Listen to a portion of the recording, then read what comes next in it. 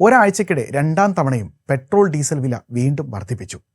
പെട്രോളിന് 86 പൈസയും ഡീസലിന് 83 പൈസയുമാണ് വർദ്ധിപ്പിച്ചത്. വില ഇനിയും കൂടാൻ സാധ്യതയുണ്ടെന്നാണ് സൂചന. ഇതോടെ കൊച്ചിയിൽ പെട്രോളിന് 109 രൂപ 60 പൈസയും ഡീസലിന് 98 രൂപ 45 പൈസയുമായി വില വർദ്ധിച്ചു. വെള്ളിയാഴ്ച പെട്രോളിന് 3 രൂപ വർദ്ധിപ്പിച്ചിരുന്നു. ഇതിനു പിന്നാലെയാണ് ഇന്ന് വീണ്ടും ഇന്ധനവില വർദ്ധിപ്പിക്കുന്നത്. പശ്ചിമേഷ്യൻ സംഘർഷത്തിൻ്റെ പശ്ചാത്തലത്തിൽ ഇന്ധന പ്രതിസന്ധി നേരിടുന്ന ഘട്ടത്തിലാണ് വില വർധനവ് ഉണ്ടായിരിക്കുന്നതെന്നാണ് വിശദീകരണം. ഇന്ധനവില മാറ്റമില്ലാതെ തുടരുന്നത് മൂലം നഷ്ടം വർദ്ധിക്കുകയാണെന്ന് എണ്ണ കമ്പനികൾ പറയുന്നുണ്ട്. വെള്ളിയാഴ്ച ഇന്ധനവില 3 രൂപ വർദ്ധിപ്പിച്ചതോടെ ചില്ലറ വിൽപ്പനയിലെ നഷ്ടം 250 കോടി കുറയ്ക്കാൻ എണ്ണ കമ്പനികൾക്കായി. എങ്കിലും 750 കോടി രൂപയോളം നഷ്ടം ഉണ്ടാകുന്നുവെന്നും വില ഇനിയും കൂട്ടണമെന്നുമാണ് കമ്പനികളുടെ വാദം.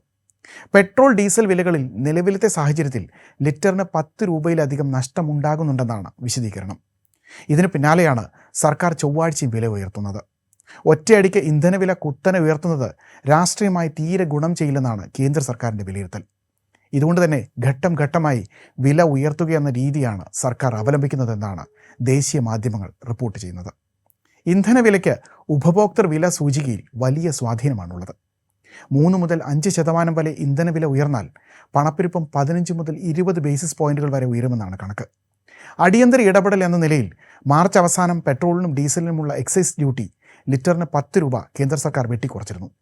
എന്നാൽ ഈ ഇടപെടലുകൾ ഒന്നും എവിടെയും എത്തിയില്ലെന്നാണ് വ്യക്തമാകുന്നത്.